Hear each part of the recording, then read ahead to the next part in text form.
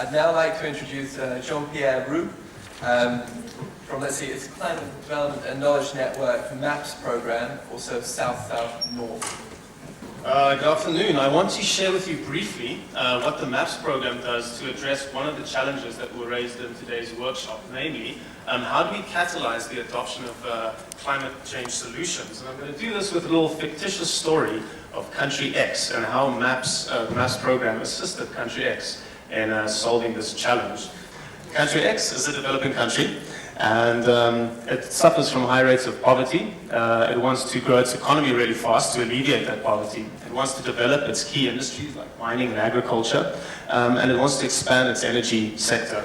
It also takes part in the UNFCCC climate negotiations, and so it supports those, but it doesn't know which actions will help its development and which will be harmful. So it adopts the MAPS approach to solve this problem.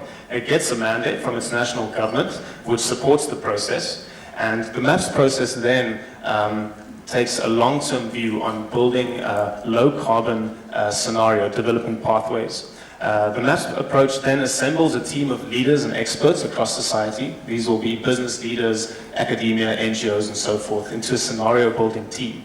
And this team is responsible for building these development pathway scenarios. At the same time, we also assemble a research team that's made up of the best researchers that country X has to offer, usually from the universities. Now, this research team's responsibility is to generate new data and to build economic models that will show us what the policy implications are for specific climate change and development policies.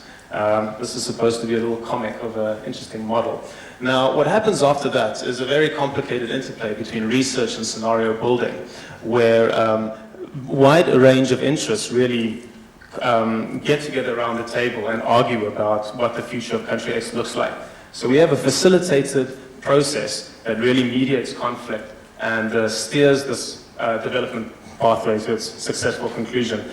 At the end of the day, country X has a number of options then. It can choose to develop in several different ways. It now has the information to go to the negotiations, access climate finance, and decide how it wants to grow.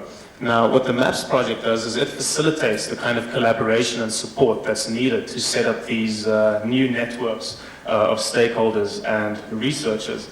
And these are a few photos of our country teams. Now, as with many great ideas, this idea started in South Africa in 2005, when the government of South Africa wanted to see what its future will look like in terms of carbon emissions. Now, at the time, most decision makers were convinced, like Poland, most of our electricity comes from coal, of course, that our future would necessarily be carbon intensive and fossil fuel driven. However, due to our process that we started in South Africa, those perceptions changed dramatically. In fact, the World Bank reviewed the process as a groundbreaking, what was it called? A groundbreaking climate response mitigation strategy. And it opened our eyes to different development solutions that were not necessarily high fossil fuels. More importantly, it became the basis for our pledge at the Copenhagen COP. So who we see here is our President, Jacob Zuma, committing to reducing our emissions. And that was the outcome of the process that we led between 2005 and 2008. So shortly after this, quite a few developing countries were also enthusiastic about developing their own low-carbon strategies, pathways. And so we did a feasibility study, and in 2010, the MAPS program was born, and we started operating in Colombia, Peru, Brazil, and Chile. Now, each of these processes are national-led, homegrown research processes. Each country has very much its own unique context, and so the process unfolds very differently depending on the context. And as you can see from the logos here, they have different looks and feels, and they're very much determined by the concerned stakeholders of that country.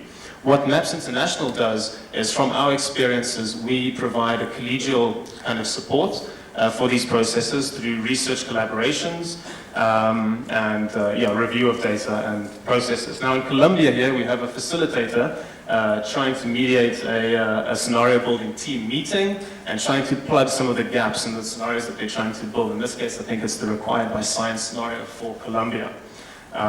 These are usually quite interactive and quite heated discussions Here we have a Chilean research coordinator that's part of MAPS Chile, and he's trying to explain a lot of the modeling assumptions that are going into the economic modeling. It's quite a daunting slide that he's explaining.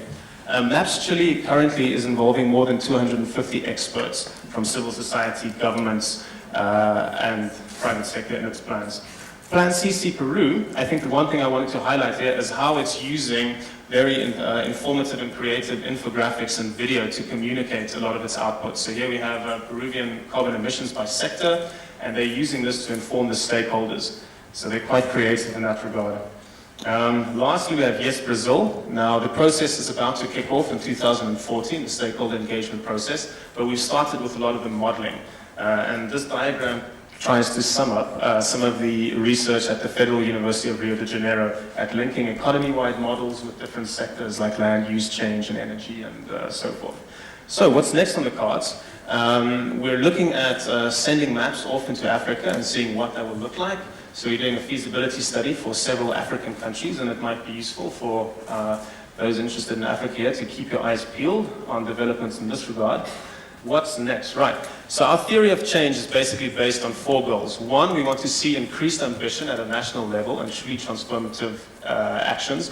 We want to see a buy-in from sectors, and that's why we emphasize the development first approach with co-benefits. Third, we want to see a higher likelihood of implementation of NAMAs. And lastly, we want to document best practices for green growth strategies. And we hope that through these efforts, we will contribute to an effective COP in Paris in 2015, and hopefully also an ambitious and equitable post-2015 agreement. And if you want to follow us, those are our digital outlets. Great. Dziękuję.